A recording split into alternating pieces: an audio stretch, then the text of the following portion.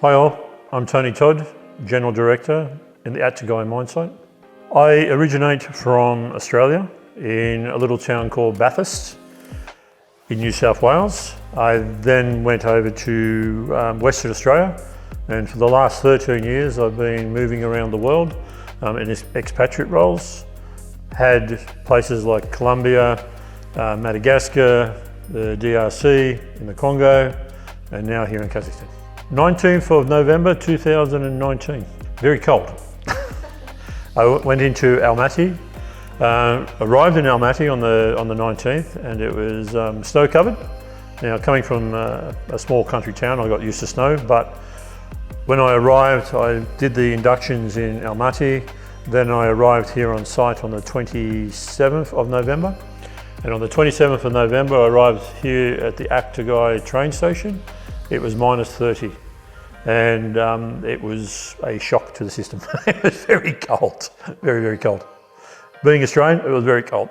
So I've worked with some very large organisations in the mining industry, some tier 1 miners. So, and also I hadn't really been involved in a copper concentrator. So I didn't really know what to expect when I came to KAZ Minerals from a plant-wise, from a mine site-wise. So I was pleasantly surprised. I was certainly in awe of the magnitude of the concentrators, and also then being part of the ramp up in Aktogay 2. It really was amazing. It's been a great journey. Look, a bit of history on myself. My childhood, I was raised again in a very, very small town, similar to the Aktogayan copper people, or the copper people here. I only had 100 people in the town, very small community, a church, a shop, a pub. That was it, and 100 people. So it was a small community with farming, so cattle and sheep farming. And then I went there close by. There was another town which was Bathurst, where I went to all my schooling. So I was lucky enough to go through private schooling, boarding schools through most of my career at school. But my childhood memories were very much of very small, very, very small country. And that's one of the reasons why I get on well with the copper and Aktogay people, because I understand their culture. So when you finish your school, you always want a career somewhere. Your dreams as a child were, in reality to what you actually are different. I thought I would be a farmer. However, there was a very large power station, a thermal power station, about an hour away from where we lived, and it was a 500 megawatt power fired power station. So I actually went there to apply for an apprenticeship or in bricklaying, and I was phoned to say that I didn't or wasn't successful within the application. However, they were building a second plant, so they actually offered me either an electrician, a fitter machinist, or a welder. So they offered me 3 different jobs. So I chose, and the career path I chose was a fitter and machinist. On the farm, you do a lot of welding. You do a lot of tinkering with electrical as well. So the fitter and machinist, or mechanic is what you call them here, was something new to me. So I started my career in the Electricity Commission in New South Wales, is what it was called then, as a 16-year-old. 42 years later, I'm still particularly in heavy industry. I've never left it. I had 16 years in the one particular job. Then I moved to Western Australia, into the mining industry. So I've been in the mining industry now for 22 years, and I've grown up through there. I've done a lot of commodities from iron ore, nickel, copper, zinc. I was a semi-professional sports person, so I had a lot of psychology. I had a lot around some very well-rounded mind people. So the development of a team spirit and a team sport, rounded from captains, people being your captain in the team. I took that and actually then also understood how I developed my leadership within the industry. It's really about the people. And one of the main benefits I find of my leadership is the ability to listen. You really need to listen to people and understand what they want and what they require. As everyone has, in relationships, you have that, you've got to listen to your wife and you've got to understand what she wants, vice versa. So it's around communication. But one of the greatest impacts that I've had within the industry is around listening to people and understanding what it is. So, it's very important to understand from Oleg and Mr. Kim top down to our blue collar workers, but also listening from the blue collar workers from the bottom back up, so I can intercept and then understand what we're all about. Communication. Communication is the most important part to me in the teamwork and that sort of thing. If you don't communicate, I'm not a mind reader, we're not mind readers. We can't sit there and pretend we know what someone else is thinking, we don't. So it's the art ability about communicating with your team and having them communicate to you. So again, with my background and coming up from the tools all the way through, I understand, I have the inbuilt ability where I understand what the blue collars want, because I was a blue collar worker many, many years ago. So I understand how they think, how they react, and how to get the best communication from them, and where they're not intimidated by me. So again, going around different countries in the world, your position becomes intimidating. So I try and make sure that the people are not intimidated by my position. We are world class. We have world class systems in place. We work with the government on some of our implementation and some of our new software. So it's really important for me to stand in front of our people and get my face to the people. I do it in different ways, where we have town halls every quarter. We walk around, I talk to people, but I think it's invaluable that I meet and greet the new people when they come here to site. I ask them the concerns. I ask them, have they worked in the mining industry before? KAZ Minerals is completely different than any other mine site in Kazakhstan. So we want you to be more adjusted, more acclimatized, and put your hand up when you don't know something. The motivation for me to working here is really around giving my experience back to the nationals, handing over. So this is not about the Toни Todds of the world and you must do what I do. It's about a legacy. So I've been open to and exposed to a lot of very good systems in the world from different mining companies and all that type of thing. So you look at what I've been exposed to and how I can bring that to. So what excites me is about engagement, getting people to understand the different procedures and philosophies, and some of those were like when I implemented through here lean boards. In the initial part, lean board is red and green. Are we doing well? Are we not? So when I introduced it here, the funny concept was, if it was red, all the nationals went, oh, they're going to fire me. What am I going to do? But once we got them across the line and to them to understand, red is not bad. Red just means that, yes, you may be doing your job, but you may need help. So that's what I get excited about, getting the people to come out and actually understand that we're not here to punish them for doing something wrong, or if something's red, it may be a procedure, it may be something else. So I get a lot of enjoyment and satisfaction about driving systems into the culture. One of the big ones here for me as well was the excitement about giving the people the power of engagement. So the MMA, my favourite place, one of my favourite places here.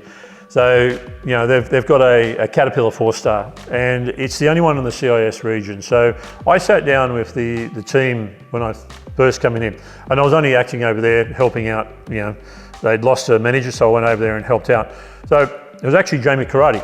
I was actually working under Jamie Karate, reporting to Jamie Karate at the time. So how things change. But I got the guys to understand what we needed to do and how it would actually influence the business. It took about 6 months for the guys to take ownership, and that's what I want, ownership. And the culture here, if they take ownership, it's amazing what happens. Once they took ownership, it's now grown. So if I walk over there now and I've got a bit of dirt on my boots, they will actually pull me up. But the ownership over there in MMA is just amazing. It takes a while to change the culture, but that's a clear sign of how you can become better at what you want. Look, balanced lifestyle. Being in the mining industry for 22 years, so I met my wife 19 years ago, and she's only ever known me as FIFO or doing it. So we have a unique relationship where we do respect each other. She understands what I have to do. So work-life balance is here. You've really got to try and switch off of a night time. You can't go to bed thinking about your day. So I try, and I'm quite active at the gym. Everyone sees me down at the gym. So either daily or every second day I'll get to the gym just to try and cut out the actual work. When I go home, unfortunately, within this position, the work will follow you wherever you are in the world. So that's fine. That's a part of what I need to do, and that's a part of what that's my job description for Oleg, Andy, and Mr. Kim. I've got to be there at all times, and that's what I try and do. So it really is, you have to have a balance of switching off, but you can't completely walk away from it. You still have to do it, because if you do come back, it will, then you'll have 2,000 emails you need to get to, and that's not good for the business either. So you've got to maintain. Once you become a manager, you really are at work a lot of the time. So you've got to balance that lifestyle, family. So for me, and my response or my recommendations to those new managers out there, you've got young families.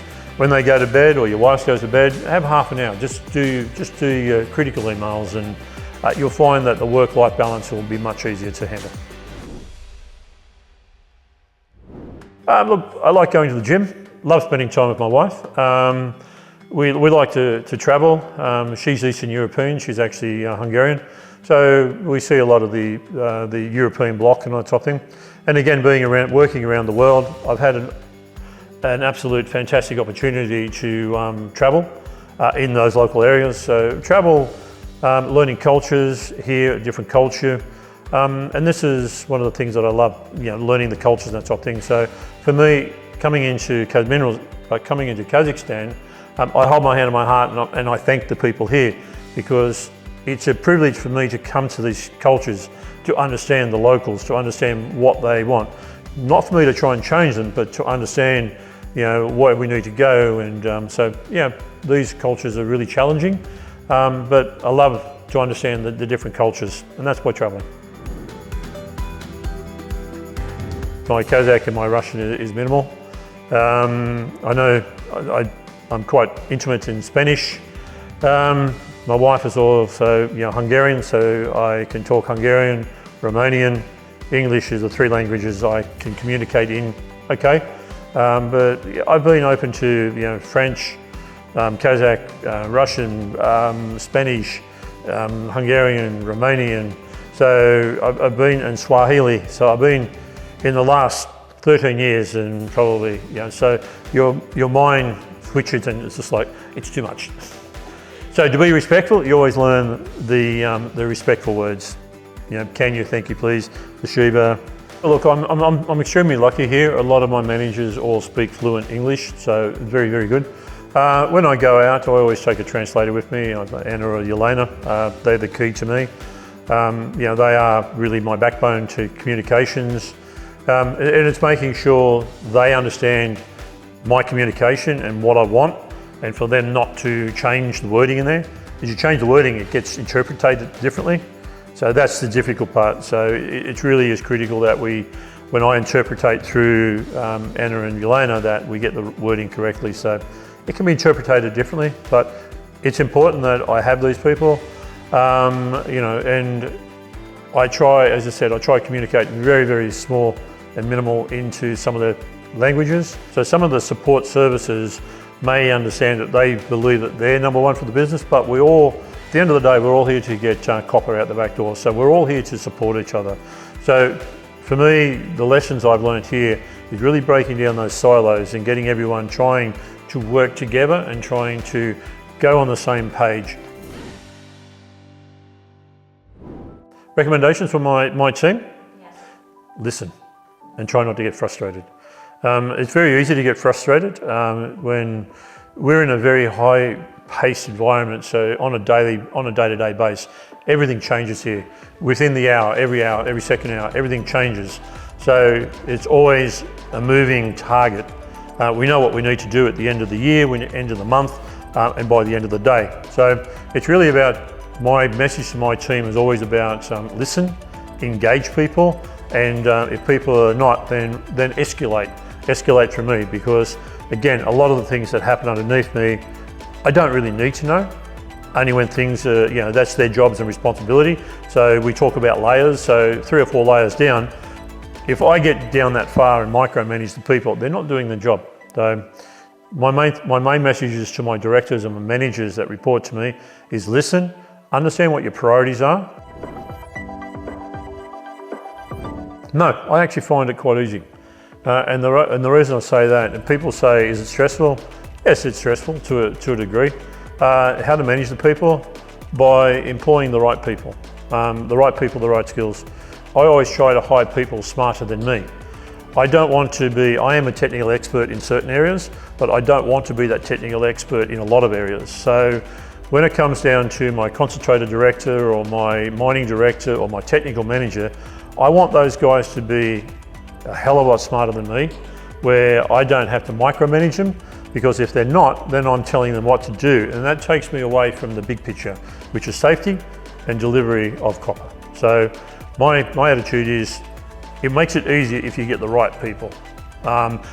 These people sometimes, they're hard to manage, but they're very good at what they do in a specific, very technical point of view. So that makes my job a lot easier.